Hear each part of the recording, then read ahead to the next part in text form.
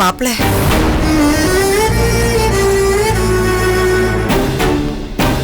ஏன் மாப்பிள்ள எங்களை எதிர்க்க பார்த்தா கூட முகத்தை திருப்பிட்டு போற அளவுக்கு நாங்க பாவம் பண்ணிருக்கோமா? என்ன மாப்பிள்ள அப்படி பாவம் பண்ணிட்டோம்? நிலைமைய புரிஞ்சுக்காம பேரன் பேத்தி குடும்பங்கிற ஆர்வத்துல ஏதோ தப்பு பண்ணிட்டோம். அதுக்காக பேச்சுவார்த்தையே இல்லாத அளவுக்கு நீங்க ஆத்திரப்படுவீங்கன்னு நான் கொஞ்சம் கூட எதிர்பார்க்கல மாப்பிள்ள. தப்பே பண்ணியிருந்தாலும் மன்னிக்க கூடிய ஆளுதானே மாப்பிள்ள நீங்க. எல்லாரையும் மன்னிக்கிறீங்க, என்ன மன்னிக்க மாட்டீங்களா? நான் பண்ணது எதுவுமே மனசெறிஞ்சு பண்ணல மாப்பிள்ள. ஏதோ இப்படி எல்லாம் நடக்கணும்னு இருக்கு போல இருக்கு, நடந்துருச்சு. எது எப்படி இருந்தாலும் நடந்த எல்லாத்துக்கும் நான் தான் மாப்பிள்ள பொறுப்பு. நான் என்ன பண்ணா நீங்க மன்னிப்பீங்கன்னு சொல்லுங்க, நான் பண்றேன் மாப்பிள்ள. என் மக தொரப்பாண்டி முரட, மக மங்களா முன்கோவக்காரி. அவங்க ஏதாவது பண்ணணும்னா முன்ன பின்ன யோசிக்காம சட்டுன்னு பண்ணிடுவாங்க. ஆனா நீங்க அப்படி இல்ல மாப்பிள்ள. என்ன ஒரு நிதானம், என்ன ஒரு யோசனை. இப்படிப்பட்ட மாப்பிள்ளை கிடைக்கிறதுக்கு உண்மையிலேயே தவம் செஞ்சிருக்கணும். இது ஒரு வரம்னு நினைச்சு நான் பூரிச்சு போயிருக்கிறேன். என் மகனும் மகளும் என்கிட்ட பேசாம என்னை விட்டு விலகி இருக்கும்போது நீங்க என்கிட்ட பேசிட்டு தானே மாப்பிள்ளை இருந்தீங்க. இப்ப எல்லாரும் என் கூட ஒன்னா சேர்ந்து நிக்கும் போது நான் விலகி நிப்பேன்னு சொல்றது எந்த விதத்துல நியாயம் மாப்பிள்ள? மாப்பிள்ள, நீங்க என்கிட்ட பேசலன்னா என் மக பேத்தி யாருமே என்கிட்ட பேச மாட்டாங்க. அந்த தண்டனையை எனக்கு கொடுத்துடாதீங்க மாப்பிள்ள. வாழ்நாள் பூரா யாராவது ஒருத்தர் என்னை விட்டு விலகி இருக்கணும்னு சாபம் வாங்கிட்டு வந்தவனா? என் வீட்டுக்காரர் வந்ததுக்கு அப்புறம் அந்த சாபம் எல்லாம் போயிடுச்சுன்னு நான் சந்தோஷப்பட்டுக்கிட்டு இருந்தேன். மறுபடியும் உங்களால எனக்கு அப்படி ஒரு நிலைமை வர வேண்டாம் மாப்பிள்ள. போதும் மாப்பிள்ள, போதும். பட்டுட்டேன், போதுங்கிற அளவுக்கு நான் பட்டுட்டேன். இதுக்கு மேல என்னால தாங்க முடியாது மாப்பிள்ள. ஐயோ தயவு செஞ்சு அழாதீங்க, முதல்ல கண்ணை தொடங்க. நீங்களா சொல்லுங்க மாமா. அத்தை, கையிலோட உயிருக்கு ஒரு ஆபத்துன்னு வந்தப்போ நான் ரொம்ப பயந்துட்டேன் அத்தை. அந்த பதட்டத்துல கோவத்துல என்ன பேசணும்னு தெரியாம நான் உங்க 2 பேரையும் ரொம்ப அதிகமாகவே தப்பா பேசிட்டேன் அத்தை. இப்போ எனக்கு அந்த பதட்டம் இருக்கு அத்தை. நீங்களே சொல்லுங்களேன், அந்த பயத்துல என்னால் அப்படி பழையபடி பொறுமையாவும் அன்பாவும் இருக்க முடியும் சொல்லுங்க? இப்போ நான் கோவமா தான் இருக்கேன், ஆனா அந்த கோவம்லாம் ரோஹித் மேலேயும் கேஷவ் மேலே மட்டும்தான் அத்தை. உங்க மேலேயும் மாமா மேலேயும் எனக்கு எந்த விதமான கோவமும் இல்லை அத்தை. இப்போ நீ ஏன் வீட்டுக்கு வர மாட்டேங்கிறீங்க? ஏன் எங்களை பார்த்துட்டு முகத்தை திருப்பிட்டு போறீங்க? சங்கடம் மாமா, கோவத்துல உங்க 2 பேரையும் நான் ரொம்ப அதிகமாகவே பேசிட்டேன். மறுபடியும் உங்க முகத்துல எப்படி முழிக்கிறதுன்ற சங்கடம் தான் உங்களை விட்டு விலகி போக வச்சது. நீங்க எங்களை எவ்வளவு பேசினாலும் நாங்க தப்பா எடுத்துக்க மாட்டோம். விஷயம் புரிஞ்ச ஆளு கோவப்படுறாருன்னா அதுக்கு பின்னால எவ்வளவு வலி இருக்குன்னு எங்களுக்கு புரியாம இல்ல. சரி விடுங்க மாமா, இதுக்கு பழசே பேசிக்கிட்டு. ஆமா, எங்க 2 பேரும் வெளியே போயிட்டு வரீங்க? ஒண்ணும் இல்ல மாப்பிள்ள, அலுமுவோட கல்யாண விஷயத்துல தடை மேல தடையா வந்துட்டு இருக்கு இல்லையா, அதான் என்ன ஏதுன்னு ஜாதகம் பார்த்துட்டு வரோம். ஓ, என்னமோ சொன்னாங்க? கோவிலுக்கு போய் பூஜை பண்ணிட்டு வர சொன்னாங்க. அலுமுவை கூட்டிட்டு போய் பூஜை பண்ணிட்டு வரலான்னு இருக்கோம். நீங்களும் வரதா இருந்தா எல்லாம் குடும்பத்தோட போயிட்டு வந்துடலாம். வரதுல ஒன்றும் பிரச்சனை இல்லை மாமா, நீங்க போறது எப்படின்னு சொல்லுங்க, நான் ஃப்ரீயா தான் கண்டிப்பா உங்க கூட வரேன். சரிங்க மாப்பிள்ள, உங்க சௌரியம் போல பண்ணுங்க. போகும்போது சொல்றேன். நல்லதுங்க. பக்கத்துல ஒரு சின்ன வேலை இருக்கு, அதை முடிச்சுட்டு நான் அப்புறம் வந்து ஃப்ரீயா உங்ககிட்ட பேசுறேன். சரி மாப்பிள்ள. மாப்பிள்ள, என் மேல வருத்தம் ஒண்ணும் இல்லையே? சரி, நான் நடந்த எல்லா விஷயத்தையும் மறந்துட்டேன், நீங்களும் அதே போல மறந்துடுங்க. சரிங்களா? நான் வரேன். சரிங்க. வரேன் மாமா.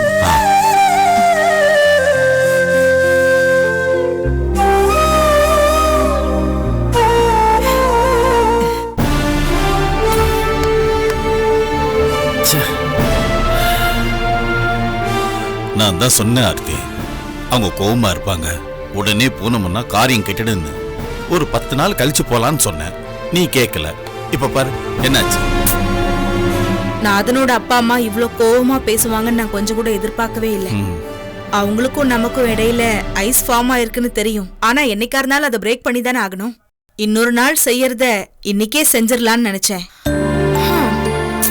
ஆனா நாம சொல்ற எதையும் அவங்க காது கொடுத்து கேட்கவே தயாரா இல்லைங்கிறது அங்க போனதுக்கு அப்புறம் தானே தெரியுது.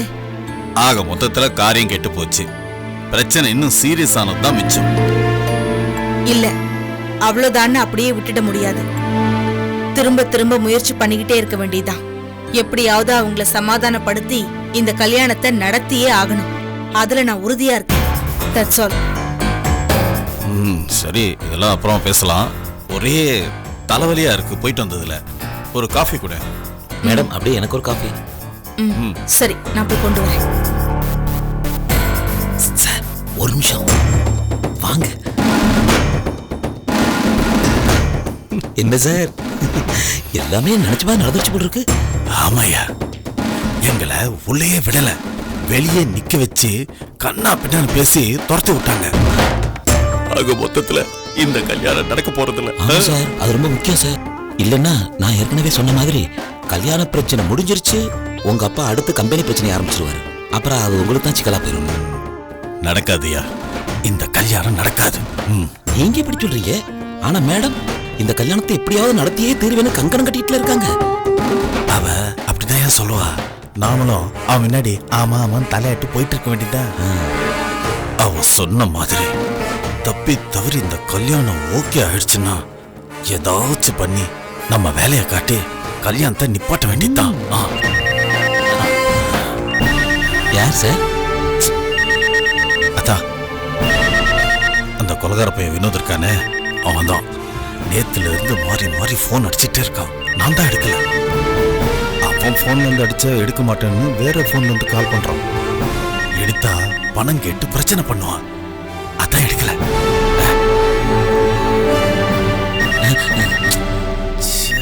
சார், நீங்க பேசுறது சார் பிரச்சனை. கொடுங்க, நான் பேசுறேன் சார். யோ வேண்டாயா, அப்பவும் ஒம்பு பண்ணுவான். எங்க முதலாளின்னு மிரட்டுவான். எதுக்கு தேவையில்லாம வேண்டாம். அவன் ரொம்ப மோசமானவன் தெரியுமா? அவனை பத்தி உனக்கு தெரியாது. என்னை பத்தி நல்லா தெரிஞ்சு வச்சிருக்கீங்களா சார்?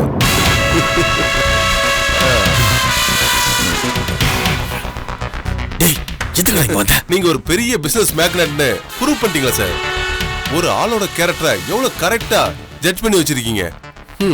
வரது போன் எடுத்து பேசியிருந்தா கண்டிப்பா வம்பிழுத்து இருப்பேன். டேய், எதுக்கு வந்தன்னு கேட்டல? நல்லா கதையா இருக்கா சார். நீங்க குடுக்கறேன்னு சொன்ன பணத்தை குடுக்கல, தேடி வந்தேன். நீங்க ஆஸ்பத்திரியில இருக்கிறதா சொன்னாங்க. போன் பண்ணுவீங்கன்னு பார்த்தா அதுவும் பண்ணல. எந்த ஆஸ்பத்திரின்னு தேடி கண்டுபிடிச்சு வந்தா நீங்க டிஸ்சார்ஜ் ஆகி போயிட்டு தான் சொன்னாங்க. வேற வழி இல்லாம மறுபடியும் வீட்டுக்கு வந்தா ஏன் வந்த, எதுக்கு வந்தன்னு கேக்குறீங்களா sir? What is this sir? இதுல இங்கிலீஷ் வேற.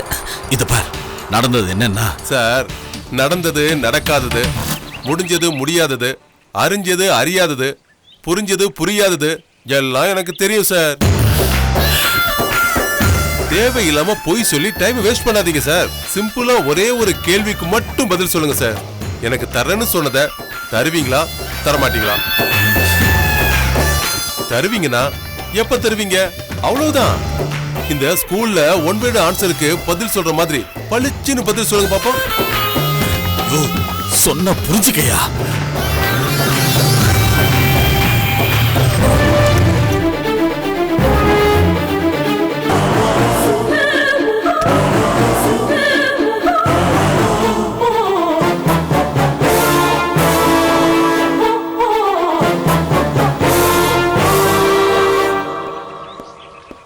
வாங்க தம்பி. சார், தம்பி நம்ம பையன் தானே? அன்னைக்கு உங்களை பார்க்கணும்னு ஹாஸ்பிட்டல் எங்கன்னு கேட்டேன், சொல்லவே மாட்டேன்டாப்ல. தம்பி, நீங்க சொல்லலனாலும் பரவாயில்ல, நானே கண்டுபிடிச்சிட்டேன். டாட், யார் டாடி இவரு? கேட்டா ஏதோ ப்ராஜெக்ட்ல பார்ட்னர் அது இதுங்கறாரு. எந்த ப்ராஜெக்ட்ல பார்ட்னர் இது? தம்பி, நான் சொல்றேன். அது என்ன ப்ராஜெக்ட்னா நானே சொல்லிக்கிறேன். ஒன்னும் இல்ல ரோஹித், நம்ம தயார் பண்ற கன்ஃபெக்ஷனரிக்கு பேக்கிங் மெட்டீரியல் வெளில வாங்கிட்டு இருந்தோம் இல்லையா?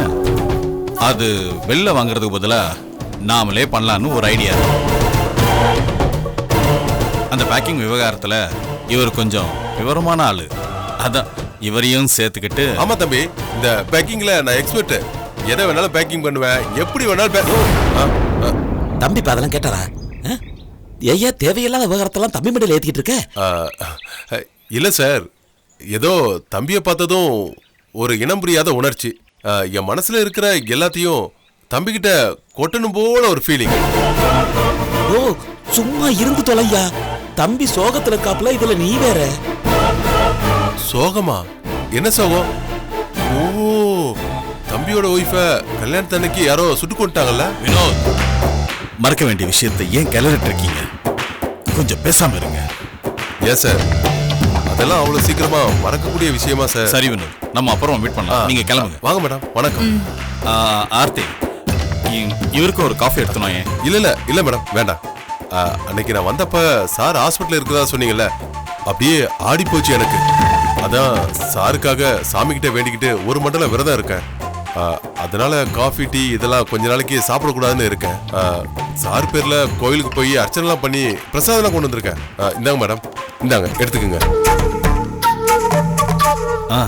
சார் இந்தாங்க, எடுத்துக்கோங்க. இந்தாங்க தம்பி.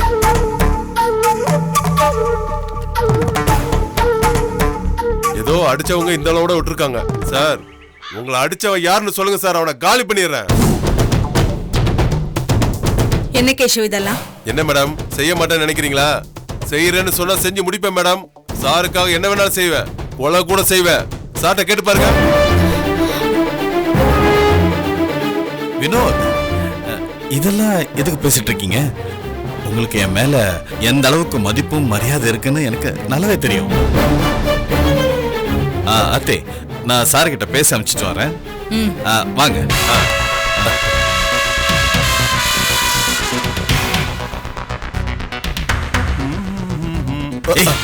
என்னடா என் குடும்பத்துக்குள்ளே வந்து என்கிட்ட ஆட்டம் கட்டுறியா? என் பணம் இத பார், நான் யாருன்னு தெரியாம விளையாட்டு இருக்கேன். சார், நான் விளையாடுறதுக்காக இங்க வரல, சீரியஸா தான் சொல்றேன். என் பணத்தை எப்ப தருவீங்க?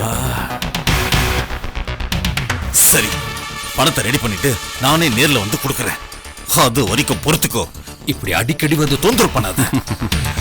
சரி சார், நீங்க சொல்றத நம்பி நான் போறேன். எனக்கு கிடைக்க வேண்டியது கிடைச்சிட்டா நான் இதுக்கு தொந்தரவு பண்ண போறேன்? பார்த்து சீக்கிரமா ஏற்பாடு பண்ணுங்க. ஓகே, நான் வரேன் சார்.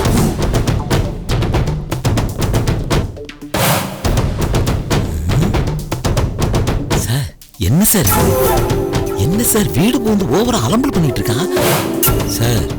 இவனை எப்படியே விட்டா சரியா வராது சார். ஆமா, ஏதாவது பண்ணுங்க சார். பண்றேன். இதெல்லாம் ஸ்ரேயோட பிடிவாதத்தினால வருது. இதுக்கெல்லாம் காரணம் அவ தான். அவ மட்டும் கொஞ்சம் விட்டு கொடுத்து இறங்கி வந்திருந்தான்னா இந்நேரம் ஸ்ரேயாவையும் மாப்பிளையும் நம்ம வீட்டில் தங்க வச்சு மாப்பிளைக்கு ஒரு நல்ல வேலை வாங்கி கொடுத்து எந்த கஷ்டமும் இல்லாம அவளை ரொம்ப சந்தோஷமா வச்சிருந்துருக்கலாம். அப்படி என்ன அவளுக்கு பிடிவாதம்னு தெரியல சார். மாப்பிள்ள வந்துருக்கு. வாங்க மாப்பிள்ள, வாங்க. வர சொல்லியிருந்தீங்களா? என்ன விஷயம்னு சட்டுன்னு சொன்னீங்கன்னா கேட்டுட்டு நான் பாட்டுக்கு போய் வேலை பார்ப்பேன். ஏகப்பட்ட வேலை இருக்கு மாப்பிள்ள. இந்த மாதிரி வேலை உங்களுக்கு தேவையா மாப்பிள்ள? வேற எந்த வேலையும் கிடைக்கலங்கிறப்ப நான் என்ன செய்ய முடியும்? கிடைச்ச வேலையை நான் பாக்குறேன். அதுல உங்களுக்கு என்ன கஷ்டம்? நீங்க இந்த மாதிரி கண்டவங்க கிட்ட அடி வாங்குறத எங்களால பார்க்க முடியல மாப்பிள்ள. பார்க்காதீங்க. என்ன மாப்பிள்ள பேச்சு இது? கண்ணுக்கு முன்னாடி நடக்கும்போது எப்படி பார்க்காம இருக்க முடியும்? இங்க பாருங்க, அவசரத்துக்கு இந்த டீ கடையில தான் வேலை கிடைச்சிச்சு. உங்களுக்கு அவமானமா இருக்கிறதுக்காக இந்த வேலையை நான் விட்டுட்டேன்னு வைங்க, அதுக்கப்புறம் நான் பிச்சை தான் எடுக்கணும். அது பரவாயில்லையா? ஐயோ, ஏன் மாப்பிள்ள இப்படி எல்லாம் பேசுறீங்க? அதுக்காகவா நாங்க ஆசைப்படுறோம்? நீங்க நல்லா இருக்கணும்னு தானே எங்க ஆசை. நல்லா இருக்கணும்னு வெறும் பேச்சுல தான் சொல்றீங்களே தவிர காரியத்துல ஒண்ணுமே காணுமேங்க. வேலை கிடைக்க மாட்டேங்குது, ஃப்ரெண்ட் உதவியோட தொழில் பண்றேன்னு சொன்னேன். நீங்க அதை நம்பவே இல்ல. நம்புறது கூட இல்லைங்க. எனக்கு பணம் கொடுக்கறது உங்களுக்கு பிடிக்கல. சரி, ரைட்டு, உங்க பணம் கொடுக்கறது கொடுக்காதது உங்க இஷ்டம். ஆசைப்பட்டது கிடைக்கலன்னா அதுக்காக சாகவா முடியும்? அதான் கிடைச்ச வேலையை நான் பாட்டுக்கு செய்ய ஆரம்பிச்சிட்டேன். நமக்கெல்லாம் தொழில் பண்ற யோகம் கிடையாது, டீ கிளாஸ் கழுவுற யோகம் தான். மாப்பிள்ள, இந்த வேலை வேண்டாம் மாப்பிள்ள, விட்டுடுங்க. விட்டுட்டு அப்புறம் உங்க பொண்ணோட நான் ரோட்ல தான் நிக்கணும். ஐயோ, வேண்டாம் மாப்பிள்ள, நீங்க ரோட்ல நிக்க வேண்டாம். நீங்க தொழில் பண்றதுக்கு நான் பணம் தரேன். பணம் தரீங்களா? என்னங்க, எனக்கு அனுபவம் இல்ல, தொழில் பண்ண தெரியாது, தோத்து போயிருமே, நஷ்டமா போயிரும், அதனால தர முடியாது. நீங்க ஐயோ, நாங்க அப்படி எல்லாம் சொல்லவே இல்ல மாப்பிள்ள. இப்ப தரல, தொழிலை கத்துட்டு வாங்க, அப்புறமா தரேன்னு சொன்னோம். சொன்னீங்கல்ல, இப்ப மட்டும் என்ன ஒரே நாள்ல தொழில கத்துட்டு வந்துட்டேனா என்ன? இல்லையே, ஒழுங்கா டீ கிளாஸ் கூட கழுவ தெரியலன்னு மாஸ்டர் என்ன அடிக்கிறாரு. என் நிலைமை அப்படி இருக்கும்போது பணம் தர தொழில் ஆரம்பிங்கன்றீங்க. இப்ப அதெல்லாம் எதுக்கு மாப்பிள்ள உங்களுக்கு? ஜெயிக்க முடியுன்ற நம்பிக்கை தைரியம் இருக்குல்ல உங்ககிட்ட? ஏங்க, அதெல்லாம் இல்லாமையா தொழில் பண்ற பணம் தாங்கன்னு உங்ககிட்ட வந்து நின்ன? சரி, உங்க ஃப்ரெண்ட் யாரோ இருக்கான்னு சொன்னீங்களே, அவருக்கு தொழில் விவரம்லாம் தெரியுமில்ல? ஏங்க, அவன் இதுக்குள்ளேயே பொறந்துட்டு கிடக்கிறவன், அவனுக்கு எல்லாமே நல்லா தெரியும். தொழில் விவரம் தெரியறதுலாம் சரி, ஆனா நம்பிக்கை நாள் தானே. என்ன நம்புற மாதிரி நீங்க அவனையும் நம்பலாம். அப்ப சரி மாப்பிள்ள, நீங்க சொன்ன மாதிரி உங்க ஃப்ரெண்டை வச்சுட்டு தொழில் ஆரம்பிங்க, பணம் நாங்க தரோம். இந்த டீ கடை வேலையெல்லாம் வேண்டாம் மாப்பிள்ள. மாமா, சும்மா எதையாச்சும் சொல்லி அப்புறம் ஆசை காட்டி கவுத்துற மாட்டீங்களே. உங்களை நம்பி இந்த வேலையை நான் விட்டுலாம்ல. நம்பி விடுங்க மாப்பிள்ள, விட்டுட்டு தொழில் தொடங்குற ஏற்பாடுகளை பண்ணுங்க. காசு எவ்வளவு தரணும், என்னைக்கு தரணும்னு சொல்லுங்க, நான் தரேன். நிஜமாவா மாமா? சத்தியமா மாப்பிள்ள. ஆனா அதுல ஒரு பிரச்சனை இருக்கு மாப்ள. என்ன பிரச்சனை? நீங்க கேக்குற பணத்தை நாங்க கொடுத்துருவோம். ஆனா அந்த பணம் எங்க இருந்து வந்துச்சு, எப்படி வந்துச்சுன்னு ஸ்ரேயா கேட்டா நீங்க என்ன பதில் சொல்வீங்க? நாங்க தான் கொடுத்தோம்னு சொன்னா ஸ்ரேயா வேண்டான்னு திருப்பி கொடுத்துட மாட்டாளா? அவளுக்கு விஷயம் தெரிஞ்சா அவ கண்டிப்பா அப்படிதான் செய்வா. அதுக்கு என்ன செய்வீங்க? பணம் நீங்க கொடுத்தீங்கன்னு சொன்னாதானே பிரச்சனை. நான் பேங்க்ல லோன் வாங்கினேன்னு சொல்லிக்கிறேன், அவ்வளவுதான், பிரச்சனை முடிஞ்சிச்சு. ரொம்ப சந்தோஷம் மாப்பிள்ள. இதே கிட்டிகாரத்தனத்தை தொழிலையும் காட்டி நீங்க ஜெயிச்சு முன்னுக்கு வரணும், அதான் எங்களோட விருப்பம். ரொம்ப தேங்க்ஸ் மாமா.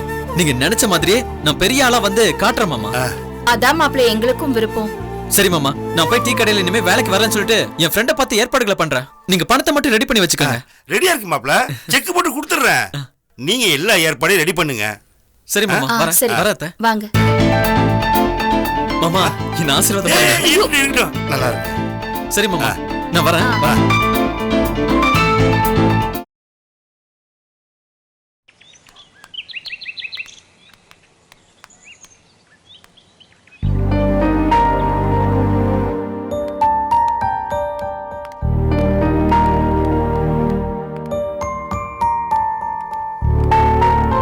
என்ன இல்லாம இங்க நின்னுட்டு இருக்க?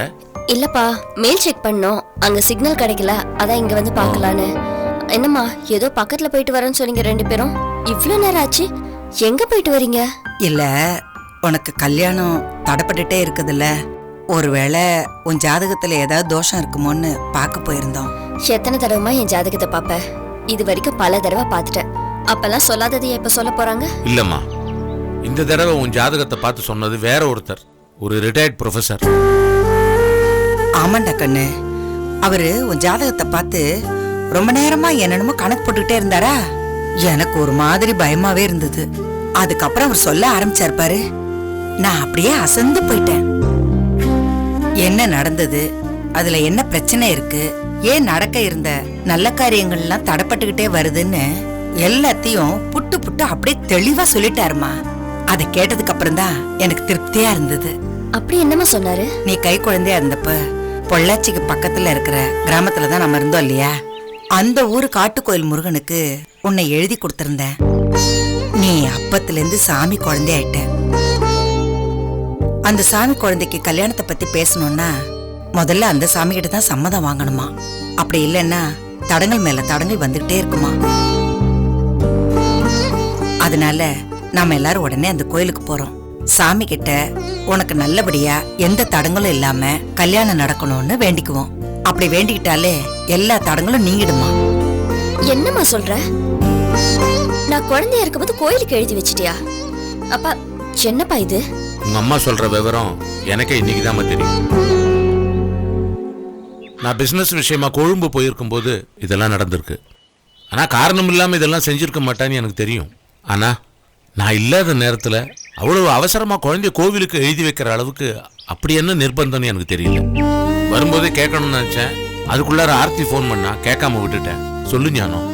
இப்ப சொன்னீங்களே நிர்பந்தம், அந்த நிர்பந்தம் தாங்க.